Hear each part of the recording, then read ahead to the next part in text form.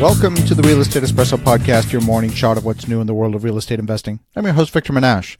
Welcome to Season 2 of the podcast. This show started at the end of January in 2018. 350 episodes later, we're still going strong, and I'm looking forward to what 2019 will bring. If you're loving what you're hearing on the show, find 2 friends you think would get value from the show and make an introduction. The Real Estate Espresso Podcast is on 15 different platforms. If your friends are not regular podcast listeners, they don't even know what a podcast is or how to find one, they can even find the show on YouTube. Spread the love around. Why keep all this goodness to yourself? On today's episode, we're talking about making sure your spouse or partner is on board with your business goals. One of the greatest sources of stress in a relationship is when business goals are at odds with family goals. How do I know this? Well, my wife is a marriage counselor, and she encounters these situations on a regular basis. I've seen several people make the transition from employee to real estate investors, only to lose their marriage in the process. The greatest cause of discord is the failure to align values between life partners. The first week of January is the busiest week of the year in marriage counseling. For whatever reason, this pattern has repeated itself with tremendous regularity in the past several years. The trailing spouse in business can translate into the trailing spouse in life, and a trailing spouse in life can split a relationship apart. That doesn't mean you need to go into business with your spouse, but you do need to take the time and make sure that he or she is on board with at least part of your journey of personal and professional growth. In my case, my wife and I attend several conferences a year together. This has been a source of great alignment between us. It doesn't mean everything has been perfect every step along the way, and there have been difficult times. The life of an entrepreneur can be filled with twists and turns. The income stream can be inconsistent, and that inconsistency can be a source of stress. It all comes down to expectation setting. Every hardcore real estate investor has had a deal fall through, a large payout delayed, or experienced a surprise capital call. That all comes with the territory. If you are depending on that money to put food on the table next week, it's going to be stressful. But if your base lifestyle isn't affected by those variations, it's much easier to manage. Money comes from one of 4 primary sources. Number 1, earned income. Number 2, residual income. Number 3, capital gains.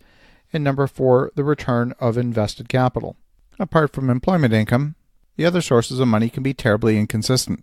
Leading a fulfilling, meaningful life requires a balance of basic human needs, and there's a fundamental need for certainty. This covers the basic human needs. If life is too uncertain, it can put a tremendous amount of stress on a relationship.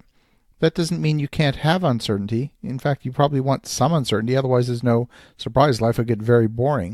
It just means that uncertainty needs to ride on top of a stable foundation. So how can you create that stable foundation? You need to have that alignment conversation with your spouse. By including them in at least part of your journey, they can start to empathize with the entrepreneurial struggle. You want to have discussions with your spouse about how your business life and your family's financial safety are interconnected. Talk about the asset protection steps you've taken to protect your family. Talk about where insurance fits in the total plan. Talk about which parts of your plan form part of the foundation and which parts can be variable. Maybe one of you maintains a traditional job until such a time as you achieve financial freedom, and the other invests in the grind of building the business. At some point, your focus will shift from wealth building to wealth preservation. Are you going to take some chips off the table and put them in a safe place? Perhaps go buy some gold and take them out of real estate altogether. Every year, my wife and I plan which events we're going to attend together. The entrepreneurial life is a journey. Experiencing that journey together is so important. We're strongly connected to each other in other ways, but by experiencing part of the business journey together, it keeps us connected in this one dimension that really is quite separate. Planning together goes far beyond business. We made a series of small, incremental dietary decisions over the span of about a year, and that took us to a completely vegan diet. It's been a wonderful step for us. We feel healthier, with more energy.